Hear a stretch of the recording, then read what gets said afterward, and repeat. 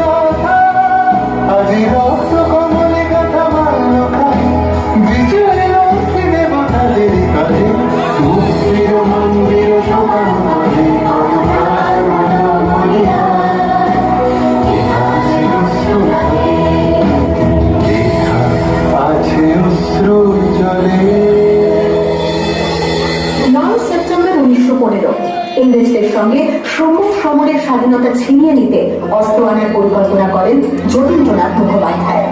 বালেশ্বরে সঙ্গীদের নিয়ে জাহাজ থেকে সেই অস্ত্র নামাতে গেলে ইংরেজ বাহিনী তাদের ঘিরে ফেলে। বুড়িবালনের তীরে লড়াই বাঁধে বিরাট ইংরেজ বাহিনী বনাম বাঘা যতীন ও তার 4 সতীর্থদের। এককালে শুধু বোজারি হাতে যিনি বাঘ মেরেছিলেন, সেই বীর সেদিন লুটিয়ে পড়লেন। আমি হাসি হাসি পড়ব ফাঁসি, দেখবে ভারত হাসি। ও মা হাসি হাসি পড়ব ফাঁসি, দেখবে ভারত হাসি। একবার বিদায় দে মা, ঘুরে আসি।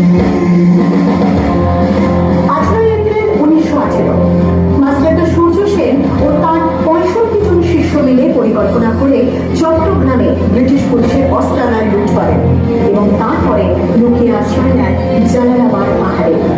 এর 4 দিন পর ব্রিটিশ বাহিনী খুঁজে বার করে মাস্টারদা ও তার সঙ্গীদের।